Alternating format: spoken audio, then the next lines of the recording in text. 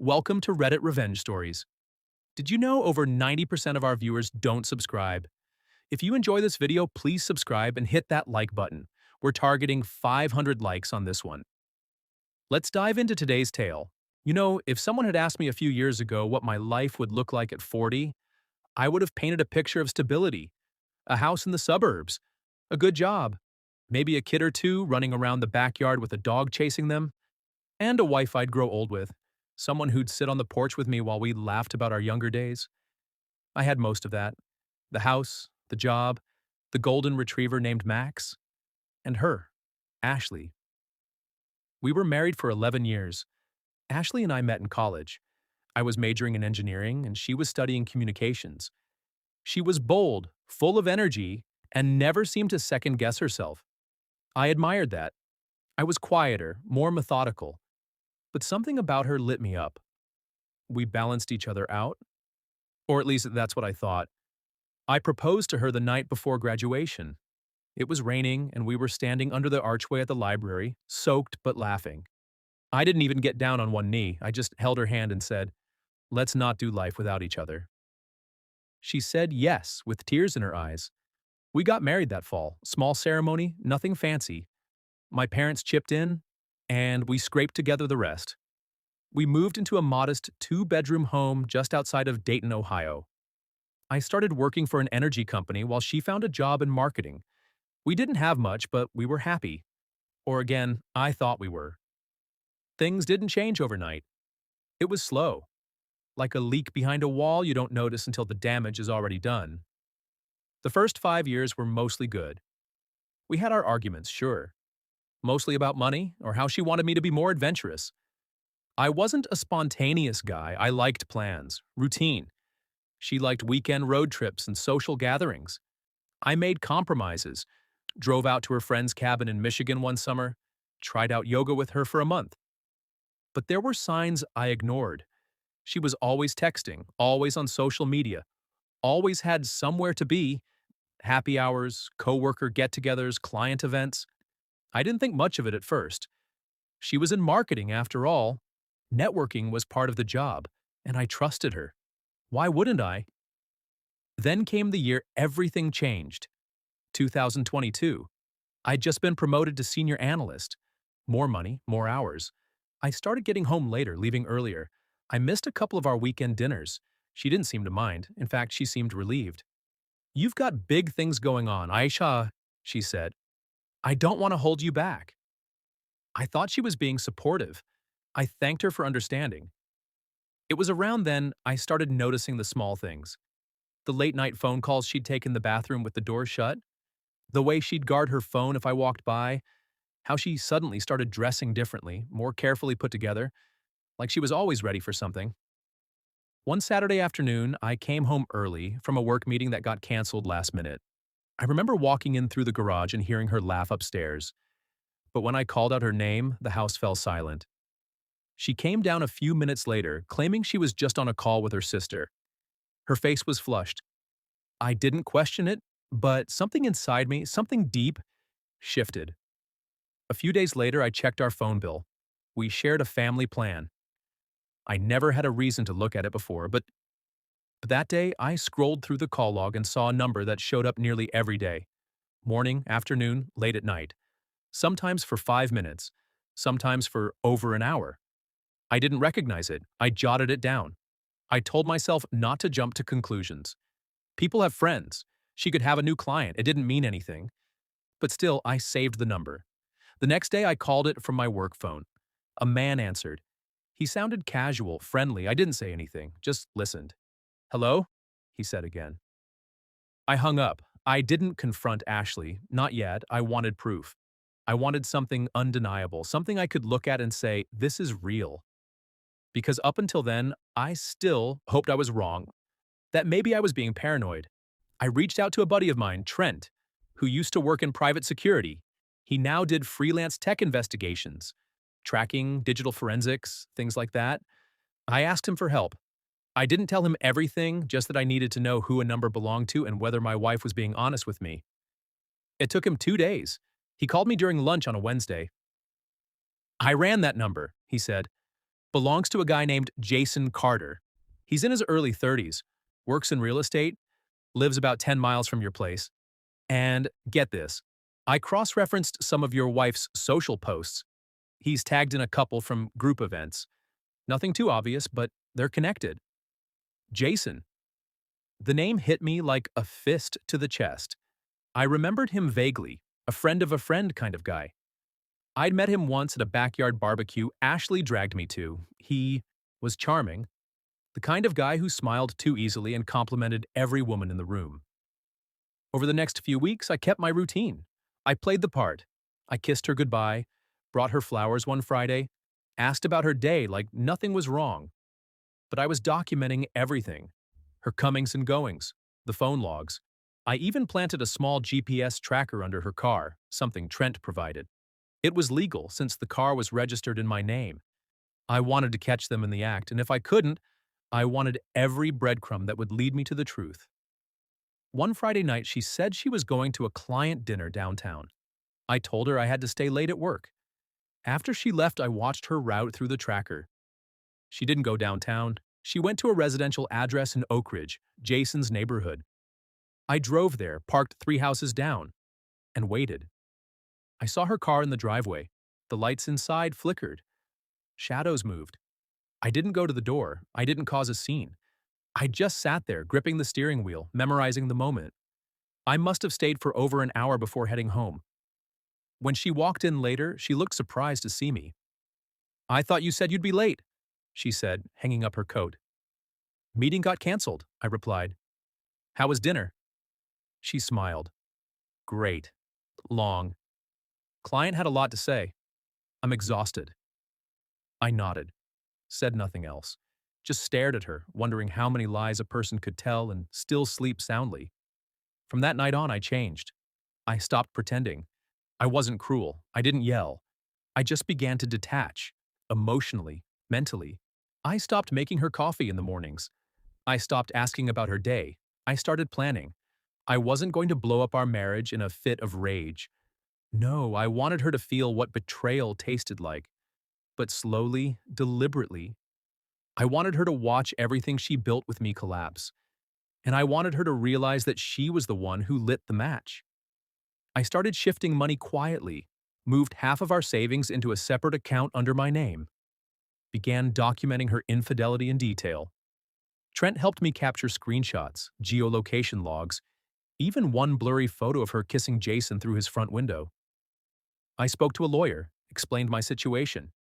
He nodded, listened, then said, "If you want to hit her where it hurts, we'll need strategy. If you do this right, you'll walk away with everything." I told him that's exactly what I wanted. And so I waited, bided my time, let her dig her own grave, thinking I was blind, thinking I was too busy, too tired, too trusting. But I saw everything, and I wasn't going to let it slide. The hardest part wasn't discovering she was lying. It wasn't seeing her car parked outside Jason's house or finding their texts buried in the phone bill. No, the hardest part was pretending I didn't know. Every single day after that night was a test of restraint. Ashley would walk in from meetings with a smile like she still lived in our old world, our house, our marriage, our memories. She'd curl up next to me on the couch, sometimes even put her head on my shoulder while we watched TV. I'd go stiff, but I'd let her. I had to. If I showed my hand too early, I'd lose the only advantage I had: surprise. And she was so confident, so sure she was pulling this off. She was even more affectionate some days. Maybe guilt was creeping in, or maybe Jason was growing bored and she was trying to keep both lives afloat. I didn't know. I didn't care. The deeper she dug herself into this double life, the sweeter the fallout would be. I became methodical about gathering evidence. Trent installed software on our shared laptop that cloned her messages.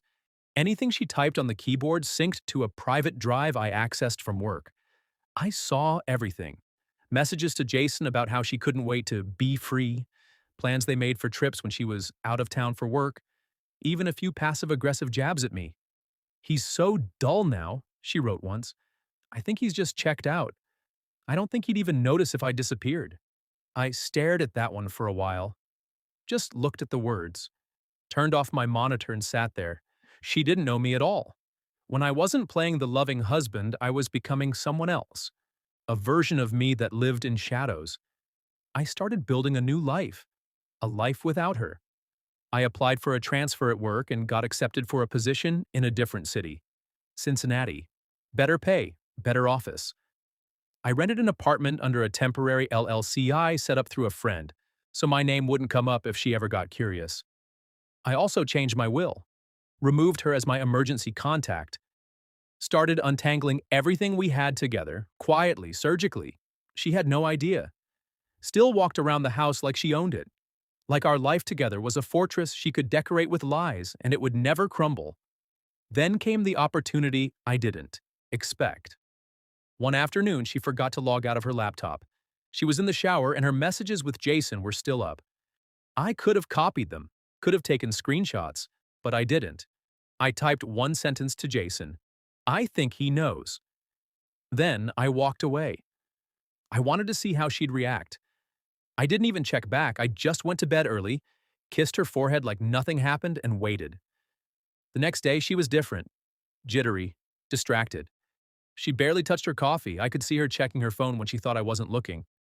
She left for work 2 hours early. I followed her, not directly. I used Trent's advice, waited 10 minutes, then took a different car borrowed from a buddy, followed her GPS to a coffee shop. Jason was already there, sitting by the window. They didn't hug, they didn't kiss. They just sat, talked low and fast. She kept looking over her shoulder. Whatever she told him must have been enough to calm him down. She left 30 minutes later. Drove to her actual office. I went home and smiled to myself the entire drive back. Fear was in her now. Doubt. And that would make her clumsy. The next 2 weeks were quiet. She was more careful, less texting, fewer nights out. She started trying harder around the house, made dinner twice, cleaned up the garage, asked if I wanted to go away for the weekend. I said no. I wanted her squirming. I wanted her questioning every word I said. Finally, I knew it was time. I had the evidence, the plan. The lawyer was ready. But I didn't want to just serve her papers and walk away. That would be too easy, too clean. I needed a stage, an audience. So I planned our anniversary dinner. 11 years. I booked a reservation at the same restaurant we went to on our first date. She was shocked when I suggested it. Eyes lit up like maybe she still had me in the palm of her hand. Really? She said. That's sweet, babe. I'd love that. I nodded, smiled, told her I wanted to make new memories. She kissed me that night, told me she was happy. I said, me too. I made calls. I had the papers ready, divorce, full documentation, financial breakdowns, the text logs, photos, everything. And I made sure Jason would be there too. The night arrived. She wore red, the same dress she wore on our first date. I complimented her. We drove to the restaurant. She was in a good mood, laughing, touching my arm. We sat down, ordered drinks, talked about meaningless things, weather, work, our dog. Then I looked up, smiled, and said, I invited someone to join us. She froze. Who? Someone who's been a big part of your life recently. Before she could respond, Jason walked in. Her face drained of color. He looked confused. I had told him it was a surprise for Ashley, a romantic gesture she planned. Told him to meet us there at 8 o'clock sharp. She turned to me, furious. What is this? I didn't raise my voice, didn't even blink. Go ahead, tell him what you told me, or should I? Jason looked between us. What's going on? I pulled a folder from under the table and slid it across to her. That's for you. It's all there, every lie, every location, every message. I'm done pretending.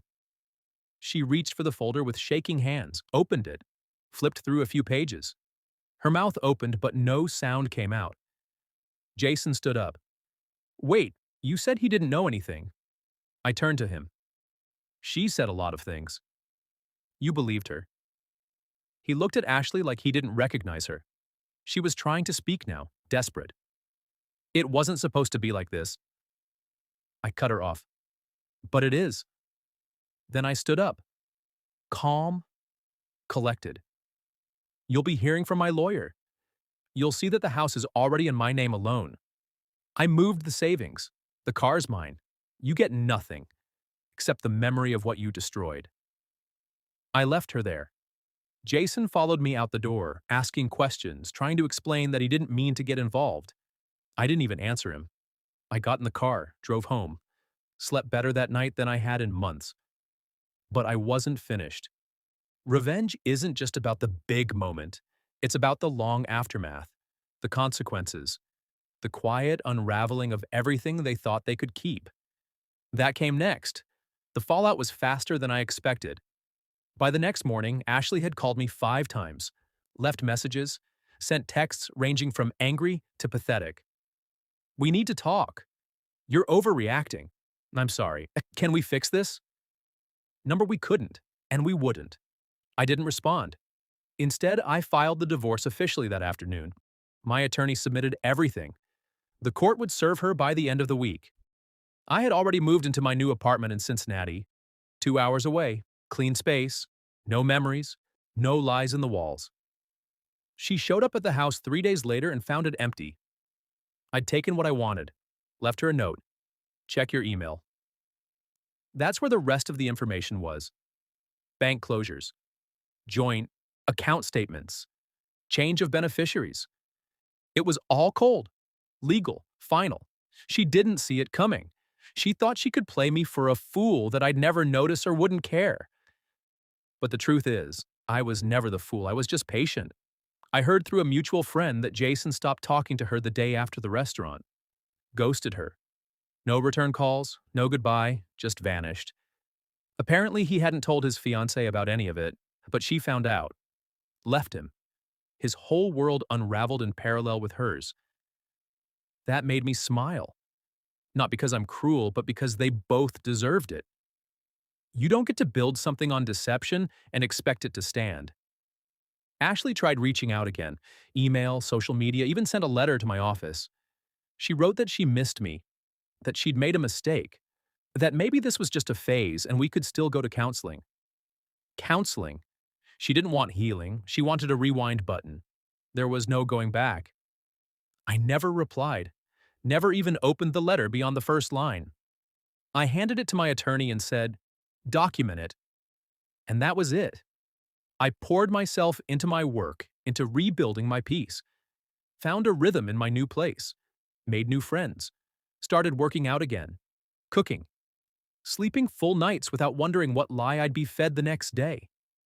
Some nights, I'd sit on the balcony with a glass of water and just breathe, really breathe, and wonder how I'd stayed in that broken reality for so long.